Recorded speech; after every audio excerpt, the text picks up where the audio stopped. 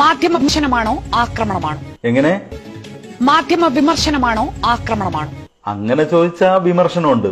എന്താണ്? അതായത് ഈ സ്വർണ്ണക്കള്ളക്കടത്ത് കേസ് കേന്ദ്ര അന്വേഷണ ഏജൻസികൾ തന്നെ അന്വേഷിക്കണമെന്ന് മുഖ്യമന്ത്രി ആവശ്യപ്പെട്ടത് എന്തിന്റെ അടിസ്ഥാനത്തിലായിരുന്നു? എന്തിന്റെ അടിസ്ഥാനത്തിലാണ്? ഞാൻ പറയാം, നിങ്ങൾ ഈ തോക്കിന്റെ ഇടയിൽ കയറി വെടിവെക്കല്ലേ. അതായത് ഈ കേസ് അപൂർവങ്ങളിൽ അപൂർവമായ ഒരു കേസാണ്. സർക്കാർ സംവിധാനമായ ഡിപ്ലോമാറ്റിക് ബാഗേജ് സംവിധാനം സ്വർണ്ണക്കള്ളക്കടത്തിന് ഉപയോഗിച്ചു എന്നുള്ളതാണ് ഈ കേസിന്റെ പ്രത്യേകതയും ഗൗരവവും. അതേസമയം ഈ കേസിന്റെ അന്വേഷണത്തിന്റെ പ്രാരംഭഘട്ടത്തിൽ തന്നെ അന്വേഷണ ഏജൻസികൾ പറഞ്ഞത് ഇതിന് തീവ്രവാദ ബന്ധമുണ്ടെന്നുള്ളതാണ്. എന്നാൽ നാളിതുവരെ UDFന്റെയും BJPയുടെയും കൊഴലൂത്ത് നടത്തുന്ന നിങ്ങളടക്കമുള്ള മലയാള മനോരമ, മാതൃഭൂമി അടക്കമുള്ള, ഞാനിതിനെ ചുരുക്കിയിട്ട് മാമാ മാധ്യമങ്ങൾ എന്ന് പറയാം, ഈ മാമാ മാധ്യമങ്ങൾക്ക് ഇത്തരത്തിലുള്ള വിഷയങ്ങളൊന്നും ചർച്ച ചെയ്യാൻ താല്പര്യമുണ്ടായിരുന്നില്ല.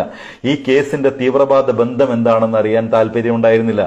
ഈ കേസിൽ ആരൊക്കെ പിടിക്കപ്പെടാനുണ്ടോ അവരെന്തുകൊണ്ട് പിടിക്കപ്പെടുന്നില്ല എന്നറിയാൻ താല്പര്യമുണ്ടായിരുന്നില്ല. പകരം നിങ്ങളുടെ താല്പര്യം എന്തായിരുന്നു?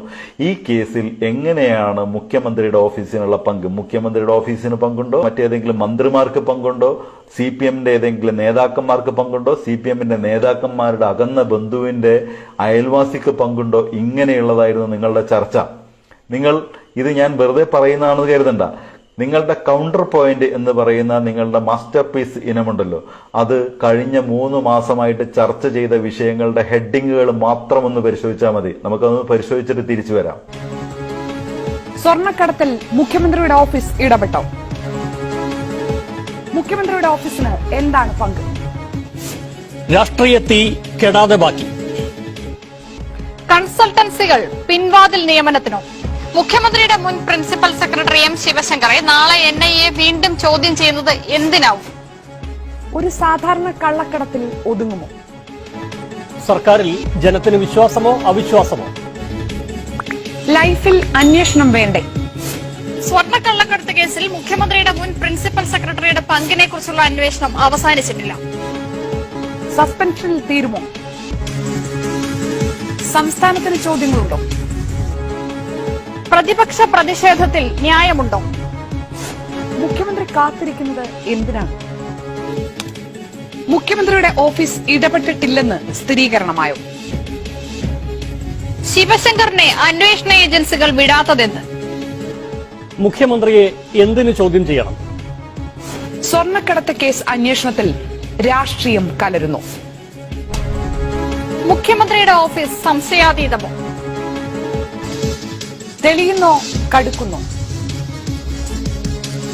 എല്ലാ ചോദ്യങ്ങൾക്കും NIA മറുപടി കണ്ടെത്തുന്നു.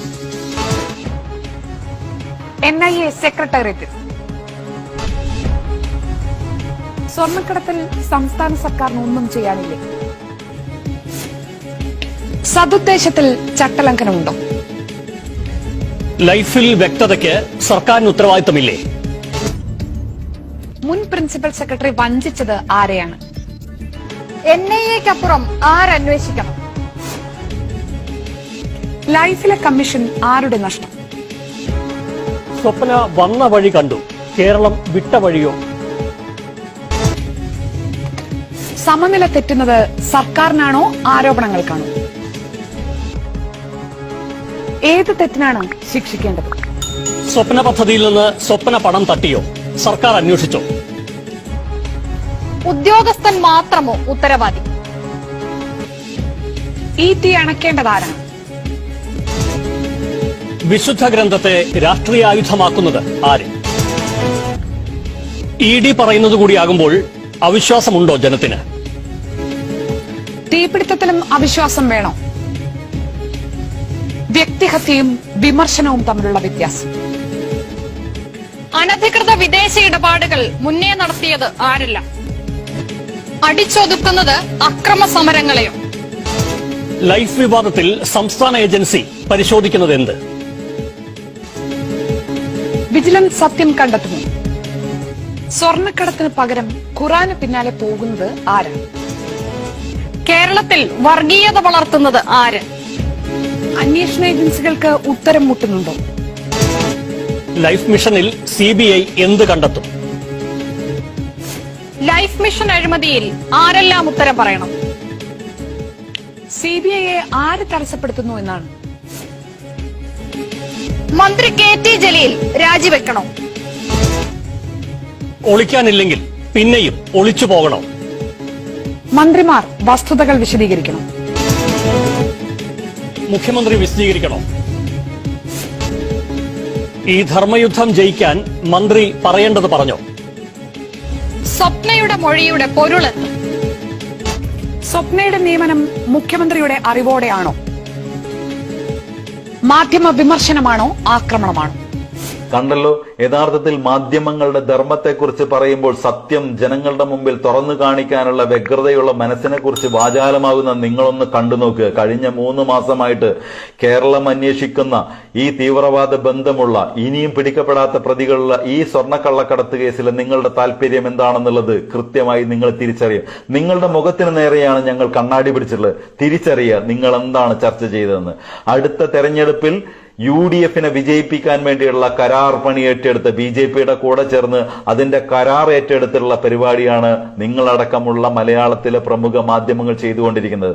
എന്നാൽ ഞങ്ങൾ ഈ പരിമിതമായ സോഷ്യൽ മീഡിയയുടെ സൗകര്യം ഉപയോഗിച്ച് ഞങ്ങൾ തുറന്നു പറയുന്നു, ഈ ജനപ്രിയ സർക്കാരിനെ നെഞ്ചേറ്റിയ ഈ ജനങ്ങൾക്കിടയിൽ സത്യത്തിന്റെ മുഖമായിട്ട് ഞങ്ങൾ കത്തിജ്വലിച്ചു തന്നെ നിൽക്കും. ഈ വീഡിയോ നിങ്ങൾക്ക് ഇഷ്ടപ്പെട്ടെങ്കിൽ പരമാവധി ആളുകളിലേക്ക് ഷെയർ ചെയ്യുക. നിങ്ങൾ ഇതുവരെ എന്റെ ചാനൽ സബ്സ്ക്രൈബ് ചെയ്തില്ല എന്നുണ്ടെങ്കിൽ ഈ വീഡിയോയുടെ താഴെയായിട്ട് സബ്സ്ക്രൈബ് എന്ന് പറയുന്ന ഒരു ബട്ടൺ കാണാം, അവിടെ നിന്ന് ക്ലിക്ക് ചെയ്യുക. ശേഷം തൊട്ടടുത്തുള്ള ബെൽ ഐക്കൺ കൂടി എനേബിൾ ചെയ്തു വെച്ചിട്ടുണ്ടെങ്കിൽ ഞാൻ അപ്ലോഡ് ചെയ്യുന്ന ഇത്തരത്തിലുള്ള വീഡിയോസ് നിങ്ങൾക്ക് നോട്ടിഫിക്കേഷൻ ആയിട്ട് ലഭിക്കും. മറ്റൊരു വീഡിയോ ആയിട്ട് വരുന്നവരെ എല്ലാവർക്കും ശുഭദിനം.